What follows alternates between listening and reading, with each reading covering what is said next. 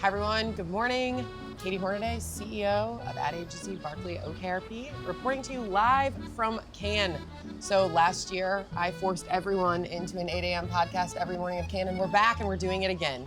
So we are super pumped to be back at the Villa, and we're gonna start where we always start in Camp Cannes, which is with roll call. Chris Cardetti is here with us, Chief Strategy Officer from Barkley OKRP. Hey, Katy. Say hi to the people, Chris. Yeah, hey, everybody. Long-time listener, first time on your show. Really happy. I've listened to you for many years, but it's first time on your show. Thank Whether you like it or not. Brad Jones, Chief Creative Officer. Hey guys, what's up? Happy to be back in Cannes. Monday morning's always a funny one because you're going down to get your badge, but you're also like very antsy waiting for the shortlist to come out. So kind of like a little bit anxious, but we'll see how we go. And longtime guest, Sean Corcoran. I'm like the Andy Richter of this show. He's back and he's ready to party. I'm here. And look, if you are watching from a video, you can see that Sean is modeling our new Camp Cannes Counselor t-shirts. Show it off, It was a Sean. directive from the CEO. Put this on. It's a good look. It's a good I look. like it. It was a Great. nice shirt. His yeah. shorts got shorter this year, I Yeah, think. that's what I needed to do. Just keep up with the trends. Which is what Sean Corcoran That's always does. what I do. All right, well, it is our first morning, as we said. We all got in yesterday. We're picking up our badges this morning. And last night, we had an awesome way to start. We started with everybody at one dinner that's here with us from Barkley OKRP, which was fantastic. It was actually the only night this week where we could all be in one space. And it's everyone from us, plus we have a host of other folks here, our head of production, Melanie Esfeld, who will join us later this week. Two of our people who are here for Can, the Can Diversity Collective, Cass Taylor and Laval Chichester, so, and two of our ECVs who are also gonna join us later, who are here because we have awesome work. So how's everybody feeling overall? First impressions? I'm feeling good. I was trying to like contextualize what yesterday was, and I kind of chalk Sunday. it up to a similar situation between Christmas and New Year. You don't really know what's going on. Yes. You're kind of there and you're alive, but everything's just very blurry. You're kind of just moving through the day. Yeah. You know? Yeah, So- yeah, many times, what day is it? It's Sunday. What day is it? It's Sunday. Yeah. None of us, What time is it? What am I meant to be doing? Who am I? yeah, all very confusing. It's kind of zombie mode. Yeah. Yeah, I think all the tech platforms are setting up their things along the beach, and did have a good dinner and a good sleep. So, Oh man, that was Already. great. Lucky We you jumped guys. right into it, though, because we met with Brian Weiser and Yes. the Madison Wall guys and had a 2-hour chat about the industry. So we just dove right in. Which was So, amazing. It was great. It was amazing. We had this awesome conversation just about, like, as will happen many times this week, like how much the industry is changing, how some areas of the industry have kept up and how others really like have a lot of work to do to just sort of stay on par with the way that consumers experience media and the way that frankly clients buy media or buy ideas anymore. And so it was awesome. Yeah, I sure. loved that start. Wine out of a bowl, And wine out of a bowl. which I'd never done before. bowl or bowl? Bowl. bowl. Lambrusco. Apparently you drink it from a bowl. It was like, Always a good way to kick like off your drinking I your never event. said out of a It's like bowl. drinking I'm your like, well, milk that's from interesting. cereal milk. It was like Yeah. that. Except it was wine. Yeah. Yeah, it was very But French. no, that was good. It was a great conversation. It was awesome. It's always fun to do that. I loved that. Yeah, great point. Okay, so really the whole reason that we're here is for a lot of, actually a lot of different reasons. You got media vendors that we're going to meet with and partners we're going to meet with, but a giant piece of it at the center of it all is the work. And so I thought, let's just start this week before anything's really gotten rolling and talk about what work are you guys excited to see maybe do well in the show? Yeah, how are you feeling? You want to start, Chris? Sure. I was going back through some of the work from this year, and I had sent this note out. It was around like December or January to our team on the strategy team. It was the Marty Supreme whole marketing campaign from A24 on how they launched that movie, and I felt like it was pure marketing.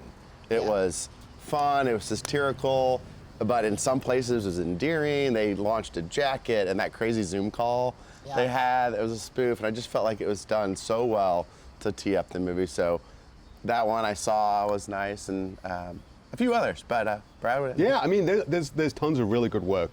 I think the thing that I saw in, I think it was Ad Age the other day that probably everybody saw, that entries are down 25%, which I think is actually a really good thing, because that means that good, honest work will be the work that gets championed and celebrated, which is a great thing for all of us, like really putting in real work. But yeah, there's three that I really have my eyes on this week. The first one is one that I submitted to Ad Age, and that was the Kit Kat heist. Yes. So after, you know, I think it was like tons of their chocolate got stolen, probably just down the road here in Italy.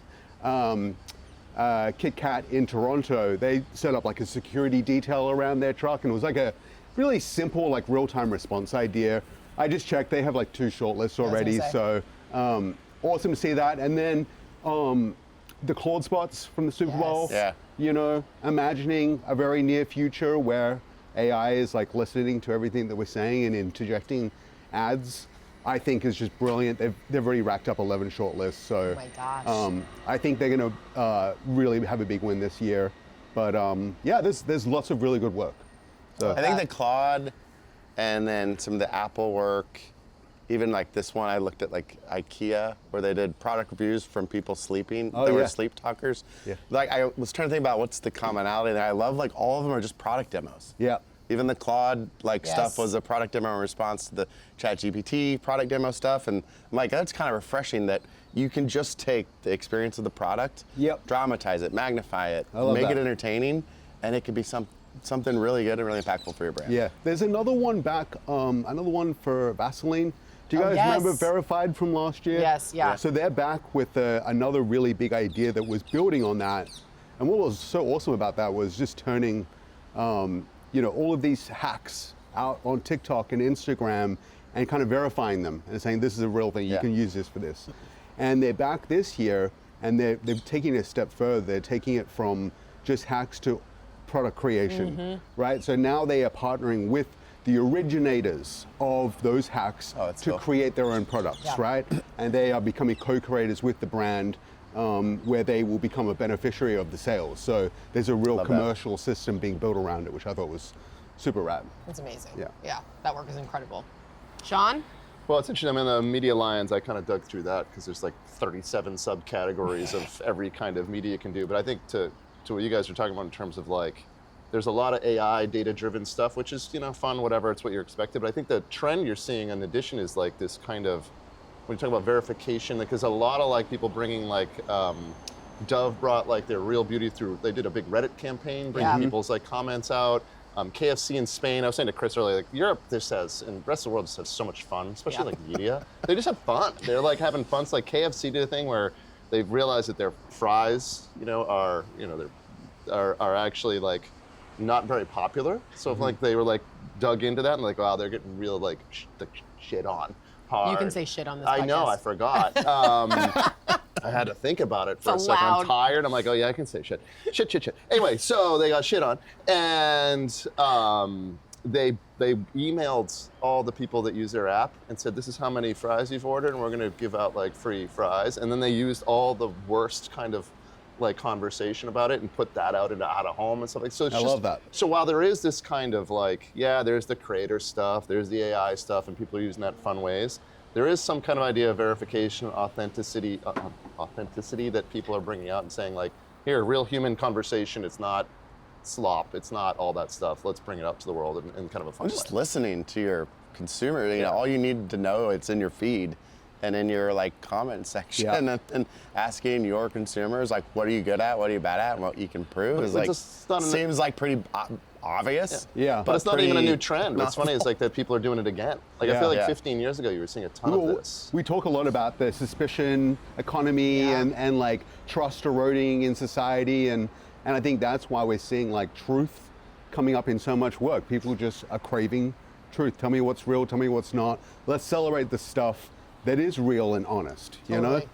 Totally. Well, and like, I mean, even talking about that example is very reminiscent of the BK work that Yes. you've been doing and is doing quite well.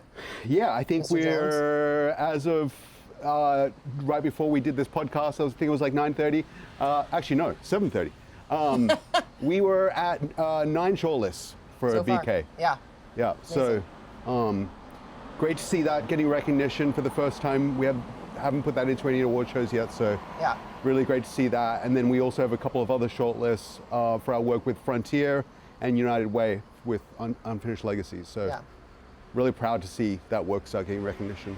Yeah, it's kind of wild, like talking about AI and talking about like truth. The Unfinished Legacies work is all around fentanyl, and that used AI. And then you've got the BK work that's very like sort of, there's no AI involved in it whatsoever. It's very like human based. I think that's what we're sort of starting to see with the industry. I imagine even looking at the talks for this week, we'll hear a lot more about sort of some of the settling of the AI human conversation, where it's helpful, where it's valuable, and then also where it's like just maybe not necessary. Yeah. You know, we sort of maybe went through our infant years on the AI topic for the last 2 or so. And Feels like we're coming out the back of it. I looked at the full schedule and there wasn't too many just on AI, and I was like, yeah. we can breathe now. It's We're on much the other more like side. much more like applied AI Yes. or AI Well- with like really specific purpose, as opposed to, I think for like several years here, it was a lot of just like, it sort of was couched differently, but it was essentially just fear of AI. Yeah. Fear of what this is going to do and fear of how much everybody needed to get on board. And now I think you see at least the best agencies and the best players getting on board in the right ways. And so you're sort of starting to see more conversations around like how to really use it. I don't even think like here at Cannes, there's like, you got this beach full of like tech platforms in the Palais, which is like this palace to creativity. And it for years it's like there are two sides, but now you're kind of seeing like the best stuff is happening in the middle. Totally. Physically and literally, where you use both to come up with new and novel things. So. Yeah, and on the completely flip side of all of that, I'm most excited today to go to Manifestival for Pinterest. They always do amazing experiences It's here. amazing, yeah. And their latest campaign, it's like the Oh, best yeah. reason to go good. online is to get offline. Like they just have such a unique space right now that I'm so excited to see what they're doing here. So Yeah, their activation's always really cool down there. Like you can get a tattoo. Have you got any tattoos, Katy? I have no tattoos. You could get I'm one not today. getting one You can today. get one. A Pinterest tattoo. A Pinterest You could. tattoo. I think you can get anything tattooed, but we Yeah. will report back. It'll be incredible. We could be back with another tattoo tomorrow. Well, I mean, I think kind of what we're talking about is there's a lot of predictability sometimes to this week in Cannes. Even if the players change, the ideas change, there's some things that you can always count on. And so we actually thought as we report back each day, we were going to create a bingo card. And we're going to play a little game of like, you know, what do we believe is coming in the week? And when it does in fact happen, we're going to check it off. So this is our Camp Cannes bingo card. And the first item on the Camp Cannes bingo card, and I'm not going to lie, when it came through, I was like, someone please explain, was unshittification. And so I'm going to ask Mr. Cardetti, please explain what the hell unshittification is. Well, I got it confused with enshittification, was this other theory. But we learned last night, it's really just like the backlash against AI slop. So without going too deep into a definition, I think it's the craving and desire to not feel, or to feel something actually, instead of to not feel something that's Yeah. made and just generated. And AI gives us so much abundance. It can give you so many things, but I think this unshittification is just the taking away of some of that and pointing to kind of what is still true and making that by humans. So I think that's the backlash. So want that little star to come through and be like, the more you know. my read on it is like it's an unslopification. Yeah. Totally. But Let's- that just didn't let's- sound as good. Let's go Yeah. back a little bit. Yeah, unshittification sounds better. Has a better ring to it. D-slop.